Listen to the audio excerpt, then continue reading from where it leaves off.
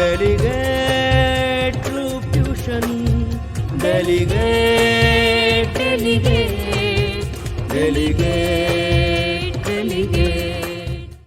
આપણે તમારું 20મું કાવ્ય બા એકલા જીવે એ જોઈએ. બા એકલા જીવે એ કાવ્યનો સાહિત્ય પ્રકાર છે ગીત. એના કવિ છે મુકેશ જોશી. મુકેશ જોશીનો જન્મ 2/10/1964. પ્રસ્તાવના આપણે જોઈએ. કાવ્ય ક્ષેત્રે નિજી કેડી કંડારનાર કવિ મુકેશ દુર્ગેશભાઈ જોશીનો જન્મ વડાલી ઈડર એટલે કે જિલ્લો સાબરકાંઠા ખાતે થયો હતો. અભ્યાસ મોડાસાની સર્વોદય હાઈસ્કૂલમાં એણે કર્યો હતો. ડિપ્લોમા સિવિલ એન્જિનિયર તેમજ MA જેવી શૈક્ષણિક ઉપાધિઓ તેઓ ધરાવે છે. ઉપાધિઓ એટલે કે પદવીઓ. કાગળને પ્રથમ તિલક 3 તેમજ 2 પંક્તિના ઘરમાં એમના નોંધપાત્ર કાવ્ય સંગ્રહો છે. જળ અભિષેક, આંતરયાત્રા, એક સાવરીઓ અને બીજો બાવરીઓ, રૂપિયાની રાણી અને ડોલરીઓ રાજા એમના નાટકો છે. એમને શહીદા award, Jayant Pathak award, Surat Gujarat Sahitya Akademi award તેમજ હરીન્દ્ર દવે એવોર્ડ પ્રાપ્ત થયા છે. વિષય વસ્તુની પસંદગીથી લઈને એની અભિવ્યક્તિની ભાવસઘન ભાષાને લઈને એમની કવિતાએ સૌનું ધ્યાન ખેંચ્યું છે.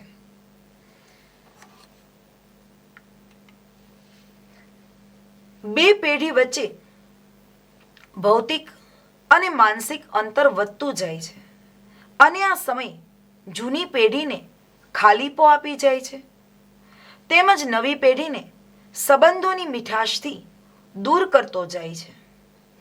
વેકેશનમાં મળતા અને વહાલથી મલકાતા સગા સંબંધીઓ હવે મળવાનું ટાળે છે. માત્ર પોતાના નાનકડા કુટુંબ તરફ ધ્યાન આપીને મોટા આનંદથી વંચિત થઈ જાય છે. વેકેશનની રાહ એના બાળકો કરતાં તો વતનમાં રહેતા એમના વડીલો વધારે જોતા હોય છે. કારણ કે આખા વર્ષની એકલતા દૂર થવાના દિવસો નજીક આવતા એને દેખાય છે. જે વડીલો વૃદ્ધો ગામડે રહે છે એને એના છોકરાઓ, એના પૌત્ર કે પૌત્રી આવે એ સમય એને વધારે ગમે છે. અને જેમ જેમ એના આવવાના દિવસો નજીક આવતા દેખાય છે અને જ્યાં આવવાની વાટ જોવાતી હોય છે ત્યારે ફોન આવે કે આ વેકેશનમાં અમે બહારગામ ફરવા જવાના છીએ એટલે અમે આવી શકીશું નહીં, ત્યારે એ જે વૃદ્ધો છે એની એકલતા બમણા જોરથી હુમલો કરે છે. જીવરું કપરું બની જાય છે. આવા અનેક બા દાદા આપણા ગામડાઓમાં વસે છે જેમના દીકરા કે દીકરીઓ દૂર દૂર શહેરોમાં જઈને વસ્યા છે. શહેરીજનો જ્યારે આ વ્યથાને સમજશે ત્યારે જ કદાચ આનો સુખદ અંત આવી શકશે. આ કાવ્યનું જે વિષય વસ્તુ છે એ હકીકતમાં સચોટ છે. આપણે જોઈએ કે આજે જે પહેલાંની જનરેશન હતી, પેઢી હતી અને અત્યારનું જે આધુનિક જમાનો આવી ગયો છે એમાં બહુ મોટું અંતર છવાઈ ગયું છે. પહેલાંના માણસો ગામડાઓમાં રહેતા હતા. હવે આપણે જનરેશન એવી થઈ કે બધા માણસોને ભણવું છે, દરેકને નોકરી ધંધો કરવો છે એટલે બધા ગામડામાંથી હવે શહેરો તરફ આવવા લાગ્યા છે અને શહેરોમાં આવીને રહે છે. એટલે પોતાના જે વૃદ્ધ મા બાપ છે એને છોડીને દીકરો શહેરમાં આવીને વસે છે, નોકરી ધંધો છે, પોતાના બાળકોના શિક્ષણ માટે આવે છે. કારણ કે આપણને ખબર છે કે ગામડાની અંદર શિક્ષણ પણ એવું હોતું નથી એટલે છોકરાઓ છે એ શહેરમાં આવીને રહે છે. હવે શહેરમાં આવીને રહે એટલે ઓલા જે બા છે, દાદા છે, એ વૃદ્ધો જે છે એ બિચારા ગામડામાં એકલા રહી જાય છે. હવે આ દાદા દાદી છે, એને ખબર હોય કે છોકરાઓ ભણવા માટે શહેરમાં ગયા છે, નોકરી ધંધા માટે શહેરમાં ગયા છે, તો વેકેશન પડશે ને એટલે જરૂર આવશે. એના પૌત્ર છે, પૌત્રી છે, પૌત્ર પૌત્રીને દીકરાના દીકરા, એટલે છોકરાના જે છોકરાઓ છે એ એને પોતાની શાળામાં રજા પડશે એટલે જરૂર ગામડે આવશે. એટલે આમ આતુરતાથી રાહ જોતા હોય કે વેકેશન પડે એટલે મારું ઘર છે ને હર્યું ભર્યું થઈ જશે, છવાઈ જશે, એટલે એવી રાહ જોતા હોય. પણ અચાનક એના દીકરાનો ફોન આવે કે બા બાપુને કહે કે ભાઈ અમે આ વખતે વેકેશનમાં ફરવા જવાના છીએ એટલે અમે આવી નહીં શકીએ, આપણે ગામ નહીં આવી શકીએ, ગામડામાં નહીં આવી શકીએ, આવું કહી દે.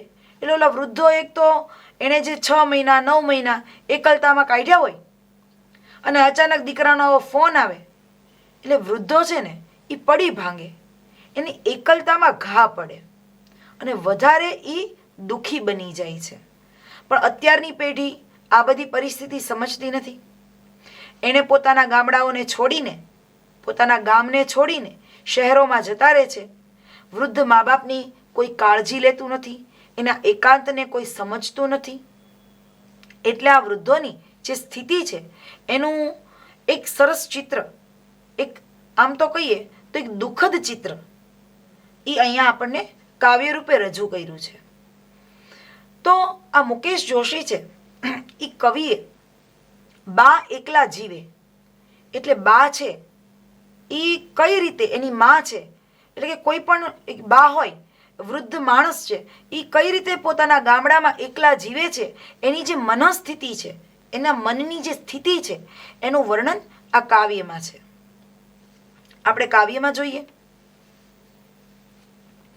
બા એકલા જીવે, બા એટલે કોઈ પણ આવી વૃદ્ધ સ્ત્રીની વાત છે કે જે ગામડામાં એકલી રહે છે. બા એકલા જીવે, બા સાવ એકલા જીવે, એકલતાના વર્ષો એને ટીપે ટીપે પીવે. એમ કે છોકરાઓ છે એ પોતાના છોકરાઓને ભણાવવા, નોકરી ધંધા કરવા માટે શહેરમાં આવી ગયા છે, ત્યાં વસી ગયા છે અને એના બા દાદા છે એ ગામડામાં રહી ગયા છે. પણ એમાંય જ્યારે દાદા ગુજરી જાય અને બા હવે એકલા જ છે તો એની જે વૃદ્ધાવસ્થા છે એ એની જે એકલતા છે એ એકદમ દુઃખદ છે. એટલે અહીંયા કાવ્યનું તમે જો ધ્રુવ પંક્તિ એવી છે કે બા એકલા જીવે, એકલતાના વર્ષો, એની જે એકલતા છે, એકાંત છે, એના વર્ષો એને ટીપે ટીપે પીવે, એને દુઃખ આપી રહ્યા છે. એની એકલતા બાથી સહન થતી નથી.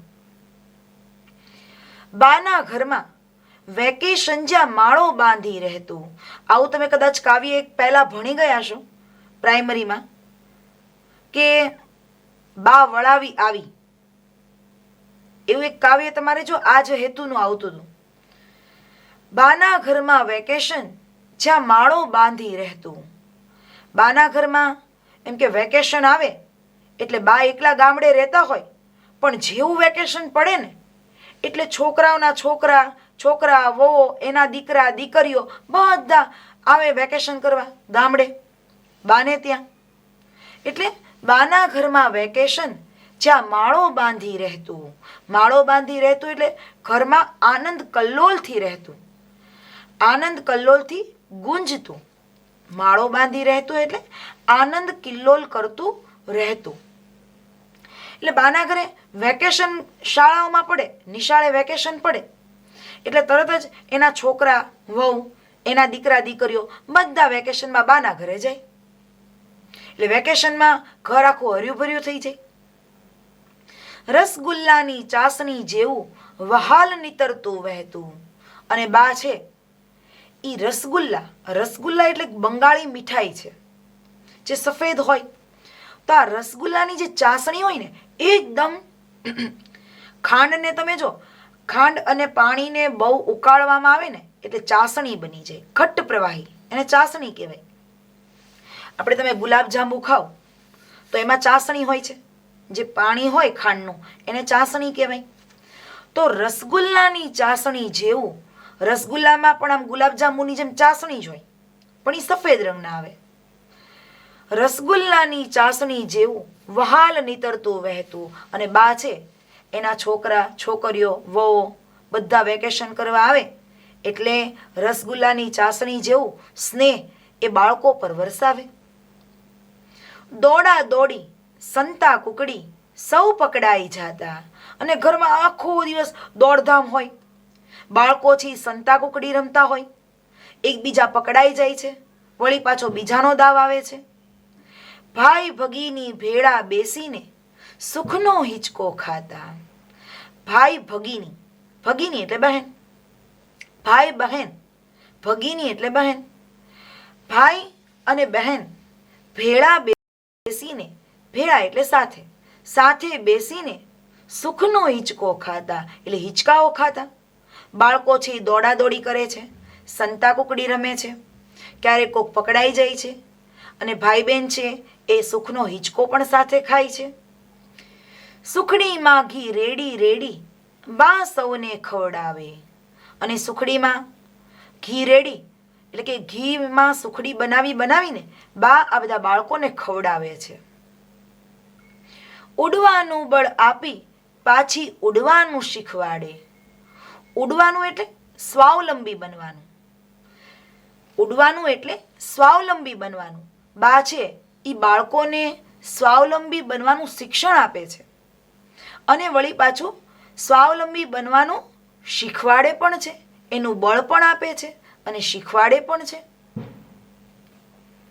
સુખનો સૂરજ છાનો માનો જલતો ઘરના દીવે. સુખનો સૂરજ છાનો માનો જલતો ઘરના દીવે એટલે આખા ઘરમાં વેકેશનથી ઘર હર્યું ભર્યું થઈ ગયું છે, બધા આવ્યા છે, બા સુખડી ખવડાવે છે, આનંદમાં રહે છે, બાળકોને સ્વાવલંબી બનાવે છે, અને સુખનો સૂરજ આ બાના ઘરમાં પથરાઈ ગયો છે. અને જલતો ઘરના દીવે એનો મતલબ આખું ઘર છે એ સુખ સમૃદ્ધિમાં આનંદ કિલ્લોલ કરી રહ્યું છે, અને સુખ સમૃદ્ધિથી ગુંજતું થઈ ગયું છે. કાળ કુહાડી ફરી કપાયા વેકેશનના ઝાડ. અને કાળ, કાળ એટલે સમય, અને સમયરૂપી કુવાડી વાગી અને વેકેશનના ઝાડ કપાઈ ગયા. એટલે કે સમય પૂરો થઈ ગયો, વેકેશન પૂરું થઈ ગયું અને વેકેશનનું ઝાડ કપાઈ ગયું. એનો મતલબ સમય પૂરો થઈ ગયો, વેકેશન પૂરું થઈ ગયું. કોઈ હવે પંખીના ફરકે ચણવા માટે લાડ.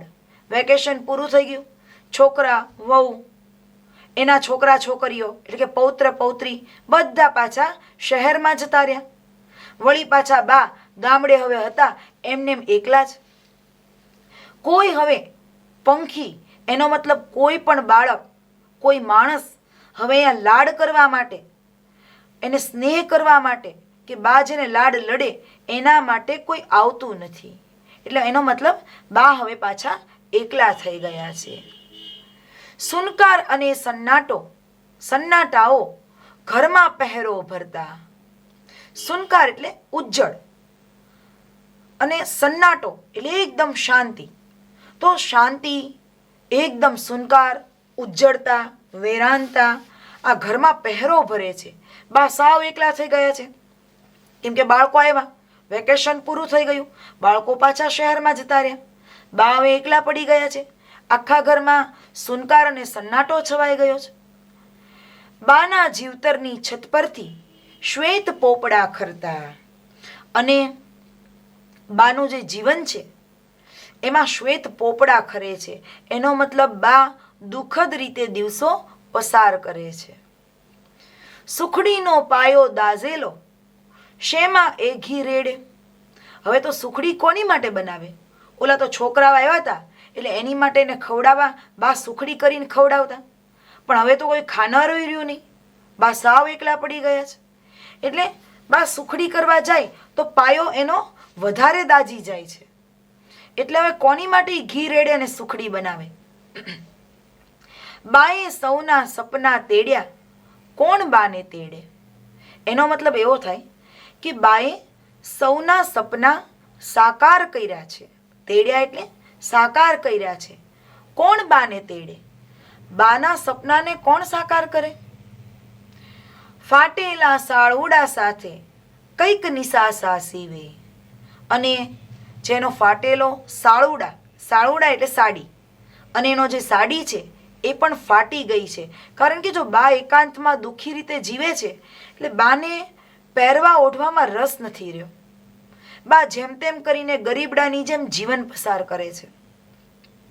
એટલે ફાટેલી સાડી સાથે કંઈક નિસાસા સેવે એટલે નિસાસા નાખે છે, દુઃખી જીવન પસાર કરે છે. બાએ બધાના સપનાઓ સાકાર કર્યા, એના છોકરાઓને ભણાવ્યા ગણાવ્યા, પણ બાનું મન શું છે, એને એકાંતમાં ગમશે કે કેમ એનું છોકરાઓ વિચાર કરતા નથી. એટલે બાએ તો છોકરાઓને ભણાવવામાં પોતાનું આખું જીવન ખર્ચી નાખ્યું, અને હવે જ્યારે બાને છોકરાઓની જરૂર છે ત્યારે છોકરાઓ હવે શહેરમાં જતા રહ્યા છે.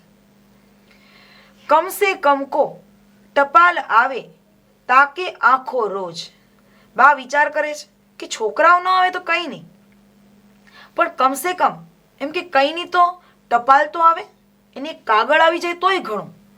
એમ આંખો રોજ તાકે છે. તાકે એટલે જુએ છે, રોજ રાહ જુએ બા કે કદાચ છોકરાનો કાગળ આવી જાય, એની ટપાલ આવી જાય, એ બાને આશા છે. નીચું ઘાલી જાય ટપાલી ખાલી થાતો હોજ. અને નીચું જોઈને ઓલો ટપાલી છે એ તો જો ખાલી થતો હોજ એટલે થેલો, ટપાલી આવે છે, બા રાહ જોવે છે કે કદાચ એની ટપાલ આવે, પણ એની કોઈ ટપાલ આવતી નથી. ટપાલીનો હોજ એનો થેલો છે એ ખાલી થઈ ગયો છે, પણ બા માટે એક પણ ટપાલ આવતી નથી. દાદાજીના ફોટા સામે ભીની આંખે પૂછે. દાદાજીનો ફોટો છે એની સામે બા રડે છે, અને રડતી રડતી એ દાદાજીને પૂછે છે, ફ્રેમ થયેલા દાદા એના આંસુ ક્યાંથી લૂછે. ફ્રેમ થયેલા એનો મતલબ દાદાજી મૃત્યુ પામી ગયા છે, તો જ એનો ફોટો લટકાવ્યો ને. દાદાજી મૃત્યુ પામી ગયા છે, એ ફ્રેમ બનેલા દાદા છે, એનો મતલબ એ મૃત્યુ પામ્યા છે, તો એના આંસુ ક્યાંથી લૂછે, એ બાને કઈ રીતે સહારો આપે. શબરીજીએ ફળી ગયા તા બોર અને એ રામ. શબરી છે, તમે લોકોએ આ સાંભળેલું જ છે કે શબરી છે રામ ભક્ત, એણે પોતાનો ભગવાન રામ આવવાના છે એવા વિચારથી પોતે એક એક બોર પોતે ચાખીને ભેગા કર્યા હતા કે રામ આવે ને તો એને હું ચખાડીશ, ખવડાવીશ. એટલે આવી શબરી છે, એને તો બોર પણ ફળી ગયા અને રામ ભગવાને દર્શન પણ આપી દીધા. બાના આંસુ બોર પણ ના ટપકે કો રામ.